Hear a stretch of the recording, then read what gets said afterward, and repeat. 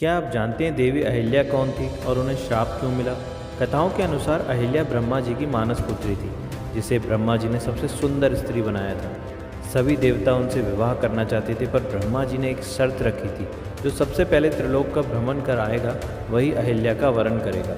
देवराज इंद्र अपनी सभी चमत्कारिक शक्ति द्वारा सबसे पहले त्रिलोक का भ्रमण करके आए, लेकिन तभी नारद जी ने ब्रह्मा जी को बताया कि ऋषि गौतम ने इंद्र से पहले त्रिलोक का भ्रमण किया है। नारद जी ने ब्रह्मा जी को बताया कि अपनी दैनिक पूजा क्रम में ऋषि गौतम ने गाय माता की परिक्रमा करते समय बछड़े को जन्म दिया है। वेद अनुसार इस अवस्था में गाय माता की परिक्रमा करना त्रिलोक परिक्रमा समान होता है। इस तरह अहिल्या का विवाह अत्रि ऋषि के पुत्र ऋषि गौतम से हुआ। देवी अहिल्या अद्वितीय सौंदर्य की धनी थी और इंद्रदेव भी उन पर मोहित हो गए थे। एक दिन इंद्रदेव ने छल करके रात्रि को भोर का समय बना दिया और ऋषि गौतम इसे सच मानकर सुबह स्नान के लिए चले गए। इस अवसर का लाभ उठाते हुए इंद्र ने माया से ऋषि गौतम का रूप धारण किया और आश्रम में प्रवेश कर गए। लेकिन अहिल्या जान गई थी कि ये देवराज इंद्र हैं जो ऋषि गौतम के वेश में आए हैं, और अहिल्या को अपनी सुंदरता का अभिमान हो गया कि खुद स्वर्ग के राजा देवराज इंद्र मेरे पास आए हैं। और अहिल्या ने इंद्रदेव के निवेदन को स्वीकार कर लिया। जब ऋषि गौतम